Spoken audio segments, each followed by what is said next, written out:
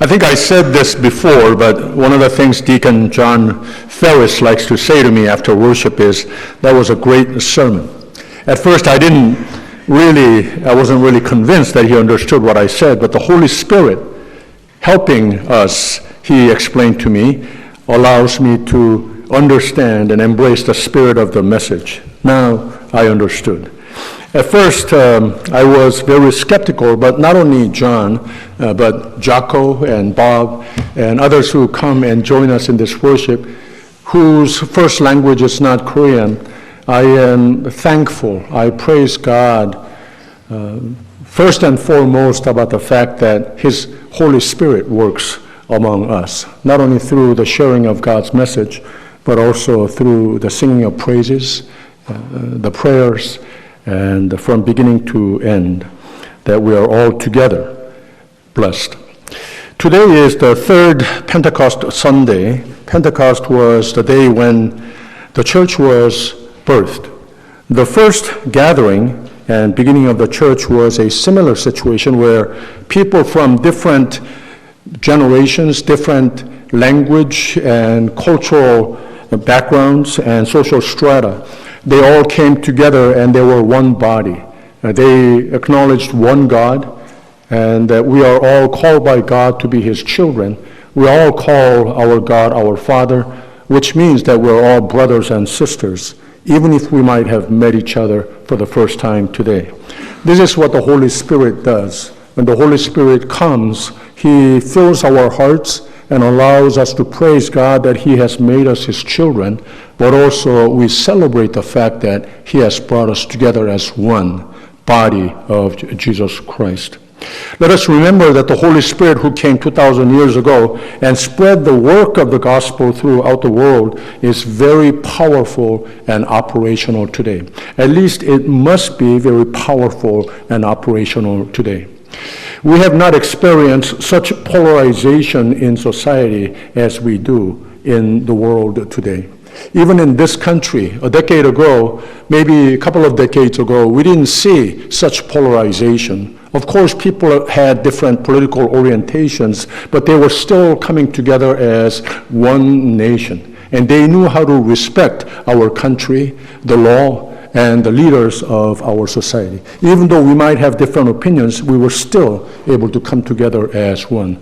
But today, that is not the case. People are very militantly against one another. Outbursts of hatred, even from the leaders of our society. It's a very hard thing to witness.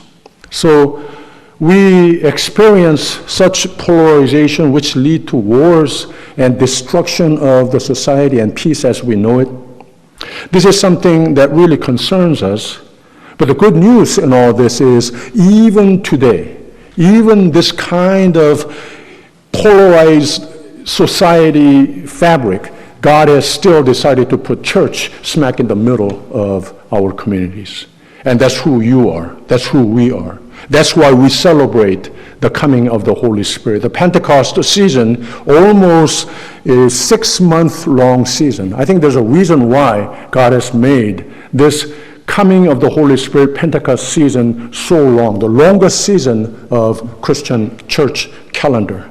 It is because that is something that we need the most, for us to be one in Holy Spirit in the church, so that we might be the beacon of hope, of light, of being one. Even in such polarization in our societies, we can be the voice and example of how we can be one together. So when we strive to overcome differences among people, right here, to begin right here with one another, we will experience the joy of being one family in faith, hope, and love.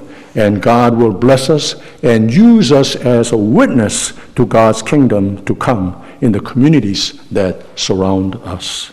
Let us be thankful this morning for God's precious gift of the Holy Spirit and our beautiful church. It is indeed beautiful because look around you. Here we are with so many diverse backgrounds. We still are praising God that He has brought us together to be one body of Christ. This is all possible, made possible because of God's gift God's faithful gift of the Holy Spirit as it has come 2,000 years ago, as His Spirit here fills us and uses us as one today. Let us be filled by the Holy Spirit as one family in Christ. God loves us all. Let us love one another. 아멘. 성령 강림 주일이 2주일 전이었습니다. 그런데 교회 창립 주일 주제로 예배를 드렸고 또 지난 주일에는 아버지 주일이라서 그 주제로 예배를 드렸습니다. 그러나 성령 강림 주일의 주제를 가지고 예배를 드리는 것이 참 중요한 이유는 또 거의 6개월이 되는 성령 강림 계절을 우리가 주제 삼아 예배 드리는 것은 매우 중요합니다. 우리가 그냥 지나가면은 안 되는 주일이 돼서 셋째 주일이 됐지만 오늘 이 주제를 가지고 얼마나 하나님께서 우리에게 부어주신 성령 충만한 삶과 교회가 우리에게 중요한가. 그래서 이 세상의 소금의 빛의 역할을 잘 감당하기 위해서 성령이 오심, 성령 충만하신 교회가 돼야 하는 것, 이게 얼마나 중요한 것인가. 이 주제를 가지고 오늘 말씀을 좀 나누려고 합니다. 오늘 성령께서 오신 조건에 대해서 한두 가지 말씀을 나누고 싶습니다. 믿는 자의 마음의 조건이 어떻게 조성되어야 성령께서 그 마음의 삶에 오시는가. 그 다음에는 믿음의 공동체, 교회가 어떤 조건을 갖추어야 거기에 성령께서 오시는가. 또 성령이 오시면 무슨 일을 하려 오시는가. 성령께서 오심의 이유가 무엇인가. 이것을 말씀 속에서 찾아보려고 합니다. 이 세 가지 성령의 오심의 주제를 말씀 나누고자 하는 겁니다. 첫째는 믿는 자의 마음입니다. 우리의 마음의 조건이 하나님께서 보시기에 내가 저 마음 속에 저 삶 속에 좀 들어가야 되겠다 오신다고 하는 겁니다. 오늘이 6월 22일이죠. 한국은 어제가 6월 22일이었었는데 이맘때쯤을 하지라고 하지 않습니까? 이 농경 문화에서는 하지가 아주 중요했습니다. 요새는 뭐 별로 상관이 없이 지나가는데 해가 연중 가장 길어진 날로 기후의 변화가 지금부터 시작이 된다는 거예요. 더위가 쌓이기도 하고 또 이 농경 문화 속에서는 모내기 작업을, 모 심기 작업을 이날 전에 다 마쳐야 한다고 그랬습니다. 또 하지는 장마철의 시작을 의미하고 있습니다. 너무 비가 많이 와서 홍수가 나고 그러면은 안 되겠지만, 그러나 이 모내기를 다 마치고 나서 그 여름철 동안 비가 잘 내려서 그 땅을 촉촉하게 적셔주는 가운데에 풍년의 희망을 가질 수 있다고 하는 거죠. 그래서 이 모든 것을 합쳐서 잔치를 열었는데 감자전을 만들어서 먹으면서 이 잔치를, 이 희망의 잔치를 지금까지 최선을 다해서 수고했으니 이제는 하늘이 우리를 도와주셔야 되겠다라고 하는 이런 마음으로서 잔치를 벌였다고 합니다. 이게 하지입니다. 풍수지리는 이 하지를 더 깊이 풀이해서 인생관을 최선을 다해 사는 삶은 그 다음에 하늘이 도우신다라고 하는 철학을 말합니다. 물론 그리스도인의 전통은 아닙니다만은 하나님이 섭리하시는 손에 의존하는 기독교 신앙, 더욱이 성령 강림의 예수님의 약속에 대한 거기서 오는 소망을 동양 철학에서도 깨닫게 하는 것 같습니다. 제 동생이 형제들 카톡방에 올린 말인데 이런 글을 썼어요. 우리의 삶은 하루하루가 은혜요 축복입니다. 오늘도 그러니 감사하는 마음으로 살다 보면 행복은 우리를 향해 미소를 지을 겁니다. 참 좋은 말이죠. 감사. 범사에 감사로 사는 삶이 하나님의 뜻입니다. 우리가 뭐 잘 못해도 잘 몰라도 오늘 있는 그 여건 속에서, 환경 속에서 하나님께 향하여, 나를 졸지도 주무시지도 않으시고 지키시는 하나님을 향하여 감사하는 마음을 선택한다면 그 감사의 마음이 왠지 잘 모르고 잘 보이지 않는 내일을 향하여서 소망으로 채워주신다고 하는 말입니다.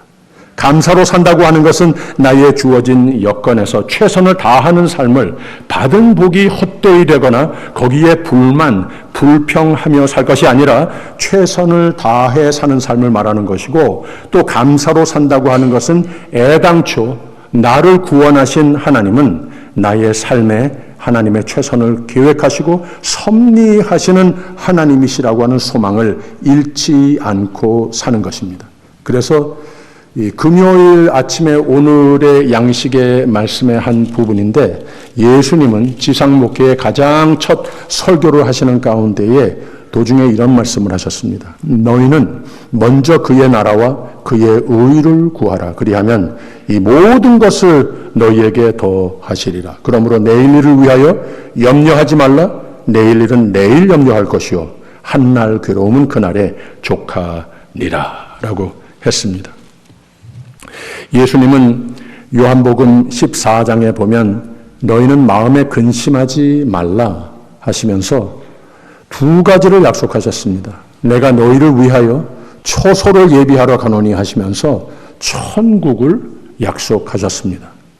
이 세상에 사는 가운데에도 내가 길이요 진리요 생명이니 나로 말미암지 않고는 아버지께로 올 자가 없느니라 하시면서 나 예수님을 영접하면 된다. 그 다음에는 우리를 돕기 위해서 또 한 가지 약속을 하셨는데, 내가 아버지께 구하겠으니 그가 또 다른 보혜사를 너희에게 주사 영원토록 너희와 함께 있게 하시리니 저는 진리의 영이라. 세상은 능히 저를 받지 못하나니 이는 저를 보지도 못하고 알지도 못함이라. 그러나 너희는 저를 아나니 저는 너희와 함께 거하시며 또 너희 속에 계시겠음이라. 성령을 약속하셨습니다. 이게 하나님이 우리에게 약속하신 대로 영원토록 함께 하시는 방법이시더라고 하는 말입니다. 6월의 교회 달력의 성구 말씀입니다. 시편 18편 30절에 하나님의 도는 완전하고 여호와의 말씀은 순수하니 그는 자기에게 의지하는 모든 자의 방패이시로다 라고 그랬습니다. 이게 무슨 말입니까? 하나님의 자녀로 삼으시고 믿음으로 살 사람은 분명히 약속하시는 게 있는데, 복의 삶, 형통의 삶, 승리의 삶이 되도록 섭리하시는 하나님이시라고 하는 말입니다. 할렐루야. 성령 강림에 앞서 예수님의 약속, 그리고 하나님 말씀에 대한 성도의 믿음과 감사와 순종으로의 기다림과 신실함과 간절히 바람, 바로 이것이 하나님께서 찾으시는 우리의 마음과 삶에 성령께서 기쁘게 오셔서 충만케 채우시는 조건이라고 하는 말입니다. 두 번째 조건, 성령께서 오시는 조건은 믿음의 커뮤니티가 하나 되는 것입니다. 오늘 말씀의 이때의 모습은 저희가 다 같이 한 곳에 모여 있더니 라고 그랬어요. 이게 대수롭지 않게 생각이 들는지 모르지만 굳이 다 함께 모여 있더니 바로 거기에 성령께서 오시더라고 하는 겁니다. 사실 성경 제일 처음부터 하나님께서는 구속사를 써가시는 가운데에 개인의 신앙 고백을 요구하시는 하나님이시지만, 하나님께서는 공동체를 제일 처음 인간부터 우선 공동체를 만들어 놓고 그 공동체와 대화를 나누시고 거기에 하나님 계획하시는 생명을 부어 넣어 주시더라고 하는 겁니다. 그래서 하나 된다고 하는 것, 공동체의 삶이라고 하는 건 우리에게 참 중요한 겁니다. 교회를 함께 이룬다고 하는 건 우리 개인의 신앙보다 영원토록 더 우리에게 중요하다고 하는 겁니다. 거기에 하나 되는 것. 하나님께서 정하신 때에 강림하셨어요. 근데 이게 언젠가 하나님이 기뻐하시고 선택하신 때가 굳이 다 함께 모여 기도하고 다 함께 성령 오심을 기다릴 때 오셨다고 하는 말입니다. 하나님은 성도가 모여서 함께 예배하고 함께 기도하고 함께 성도의 교제를 나누며 함께 하나님의 일을 하며 한 몸을 이루는 것을 보고 기뻐하십니다. 거기에 오시는 하나님이십니다. 우리를 이곳에 함께 하나로 예배하며 교회를 함께 이루며 전도, 선교, 열매를 함께 이루기를 소망하며 사모하며 힘써 모이는 우리 가운데에 이렇게 성령께서는 성령을 모실 준비가 하나 된 모두에게 오시는 줄 믿으시길 바랍니다. 그 자리에 있던 모든 사람이 하나로 다 모인 가운데에 성령의 충만함을 받았다고 그랬습니다. 모든 믿는 자가 성령의 오심, 충만하심을 다 경험을 같이 했을 때에 거기에 오시더라고 하는 겁니다. 그래서 교회는 물론이고 오늘 세상을 둘러볼 때에 매우 양극화된 모습이 우리가 몇 년 전에 한 10년, 20년 전에 하고 비교만 해봐도 굉장히 염려가 될 정도로 사회의 모든 계층이 미국이나 한국이나 어디나 다 지금 오늘 예배를 드리는 가운데에도 중동에서는 서로 폭격을 하면서 미국까지도 이제는 개입을 하면서 전쟁이 일어나고 있습니다. 돌아오는 수요일이 6.25 기념일인데 나라 민족 분단 후로 두 세대가 흘러갔는데 지금 현재 온 세계에 유일하게 둘로 나뉘어진 민족으로 우리 한국이 머물러 있습니다.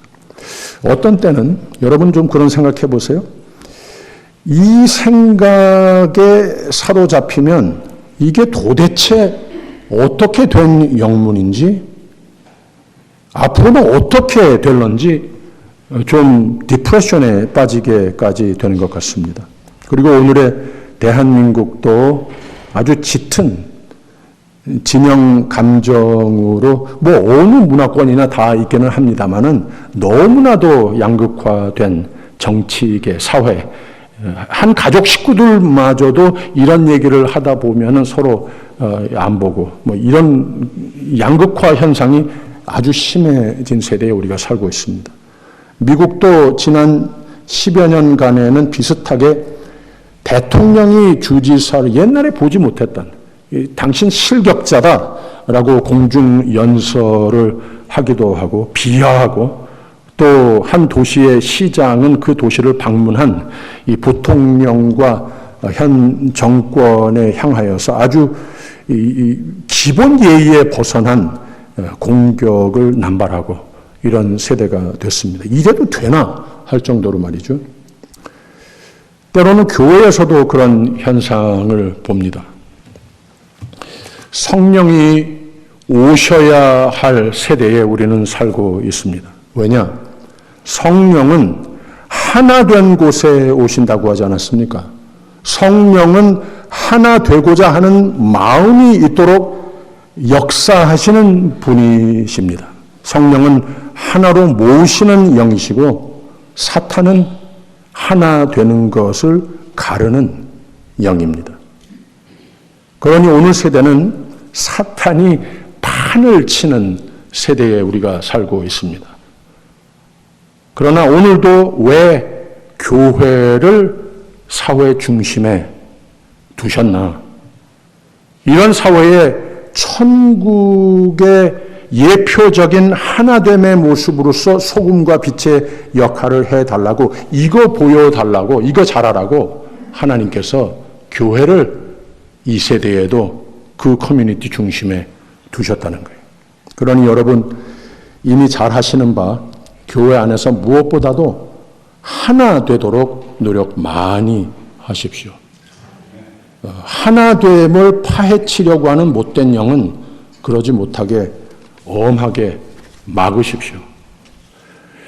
모든 믿는 자가 성령 오심 충만하심을 간절히 바라서 또 하나가 된 교회의 모습이 회복돼서 그곳에 성령이 오시는데 그 다음에는 성령 오심의 결과, 성령 충만의 결과를 기록하고 있는데 성령이 오시면 무슨 일이 생기는가? 4절 우리가 읽었죠? 저희가 다 성령의 충만함을 받고 성령이 말하게 하심을 따라 다른 방언으로 말하기를 시작하니라 라고 했습니다. 이게 성령으로 충만한 예루살렘 교회의 성도들 성령께 사로잡혀 다른 언어로 말하였고 또 서로 들을 수가 있었습니다. 이들이 사용한 언어는 여러 나라에서 오순절을 지키기 위해서 모여온 사람들이 사용하고 있던 지방에 조금씩 다른 이 사투리보다 그 정도의 다른 이 차이도 있을 수 있고 아예 서로 알아듣기가 매우 힘든 차원의 지방의 말들을 말하고 있는 겁니다. 근데 옛날에 성경을 번역을 하다 보니까 방언이라고 단어를 썼어요. 그러니까 이 교회에서는 이 방언이라고 하는 게 뭔가 딴 말을 하고 있는 것으로 착각을 하는데 그거 아니에요. 그냥 외국어, 지방의 말 이런 뜻입니다. 아무튼 성령 충만한 성도들이 각종 언어로 예수 그리스도를 증거했다고 그랬습니다. 그들 중에 많은 사람들이 예수 그리스도를 영접하고 자기가 살고 있는 곳으로 돌아가서 예수 그리스도의 증인의 삶을 살게 됐습니다. 예수 그리스도의 복음과 교회는 예루살렘 한 곳에 머물러 있지 않고 세계 모든 곳에 그 뿌리를 내리게 됐습니다. 사도행전을 요사이 수요 예배 때에 강해를 하고 있는데 거기에서 곳곳에 바로 이미 교회가 형성된 모습들, 바로 이 역사 때문에 그렇다고 하는 거죠. 이 성령 충만은 교회의 출발점, 교회의 세계의 확산의 동기부여 사건이라고 말할 수 있습니다. 성령 강림은 그래서 분명한 목적이 있습니다.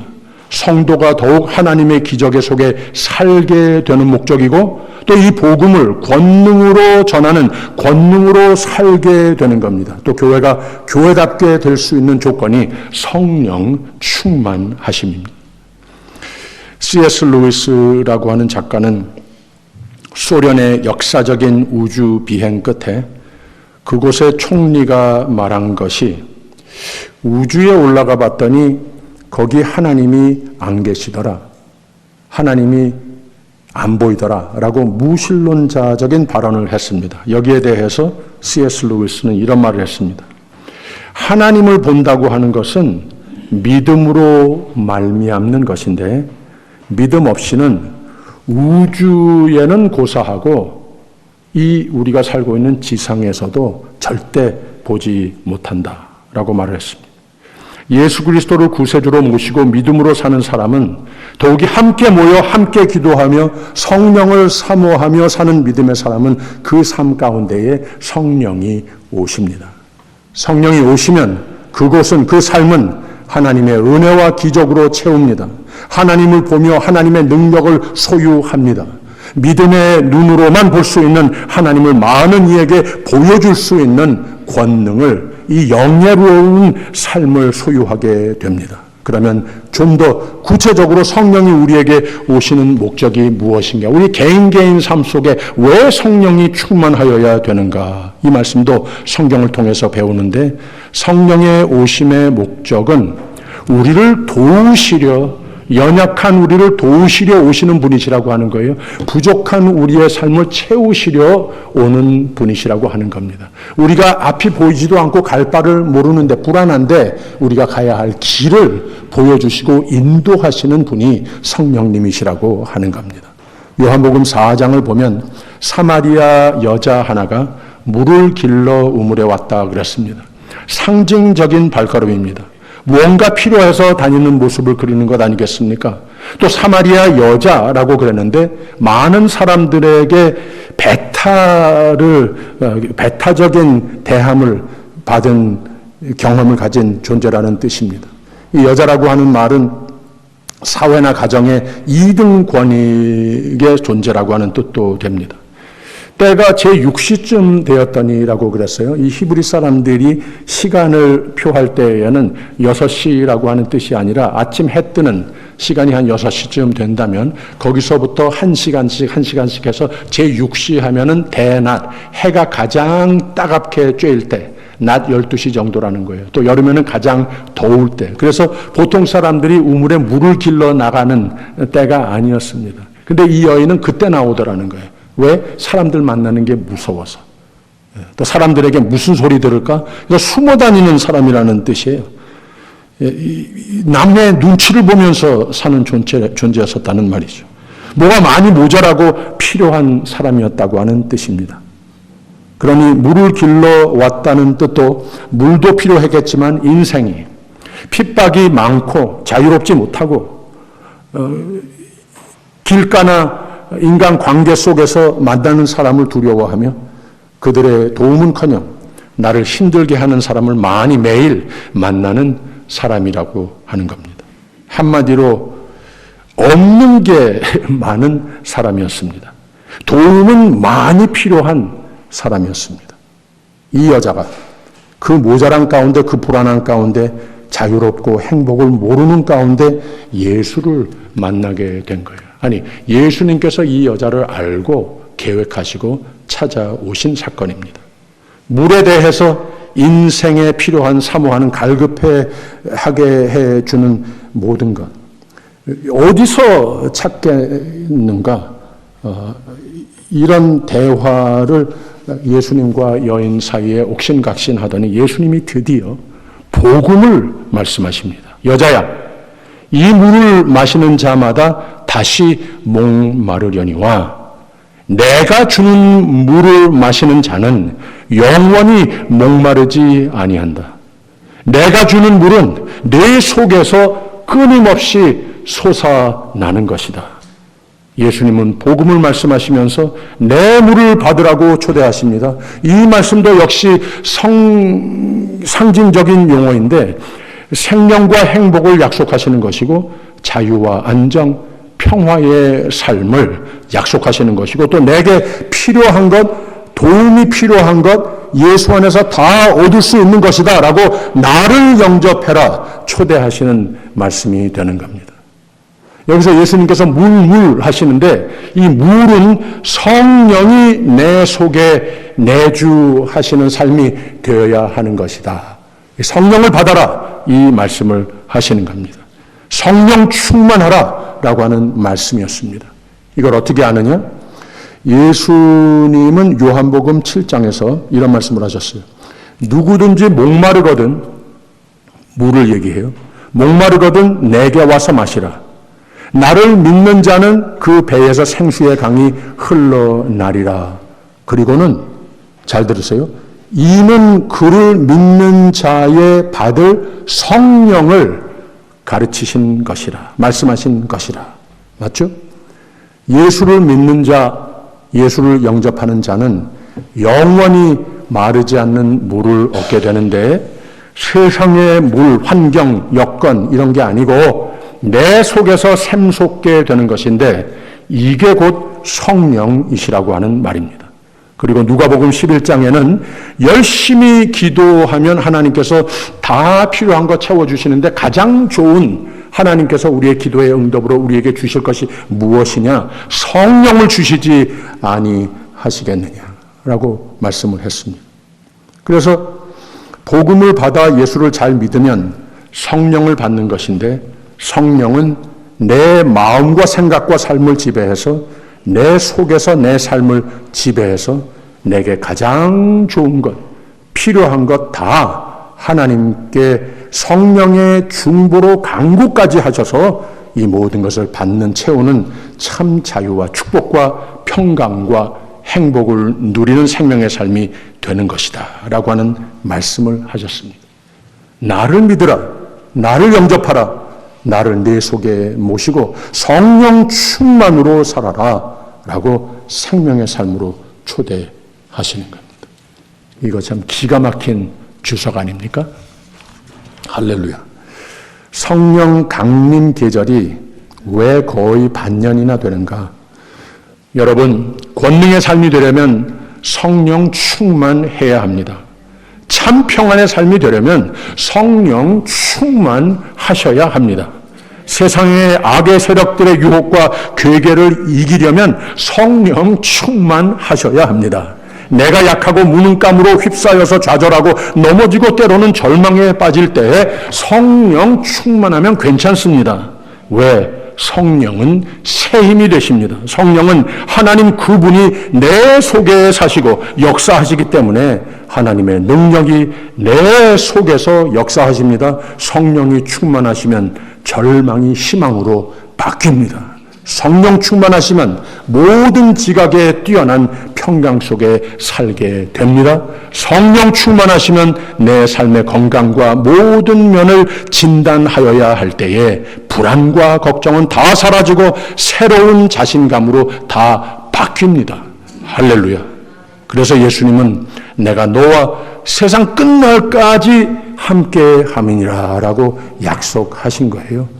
왜? 우리가 세상살이 하는 가운데 그것 외에는 성령 충만으로 예수가 함께 하심을 확신하며 누리는 이 조건 외에는 다른 아무것도 우리의 믿음과 소망을 바랄 데가 없기 때문에 그렇습니다. 이만큼 성령의 오심, 성령 충만하심 위한 성령 강림 계절이 중요하게 되는 겁니다. 성령 강림 계절에 더욱 예수께 나의 믿음을 고백하고 새롭게 예수를 내 삶의 주인으로 모시고 하나님 말씀으로 충만하시고 우리 최현순 권사님의 마음속에도 역사하셔서 건강을 다 잘 회복하시고 기도의 삶으로 충만하시고 그래서 성령 충만 하나님이 내 삶을 나를 사랑하시는 내 아버지 하나님이 내 삶을 내 집 삼으시는 항상 함께 하시는 생명의 삶을 반드시 회복하시고 누리시기를 주님의 이름으로 축원드립니다. 기도하겠습니다. 사랑의 하나님, 우리를 예수의 공로로 그 크신 은혜로 구원하셨으니 감사합니다. 때로는 참 힘듭니다. 이 세상살이 천국의 삶, 생명력이 넘치는 삶 만들고 싶은데 잘 안 됩니다. 그러니 우리에게 약속하시고 오시는 성령으로 이제는 충만케 하옵소서. 주님을 잘 따르는 삶이 되게 하옵소서. 하나님의 힘과 지혜와 용기와 새 소망으로 넘치는 평강으로 살며 세상을 향해 예수 안에 생명의 삶의 증인의 삶도 열매 맺게 하여 주시옵소서. 예수님 이름으로 기도하옵나이다. 아멘.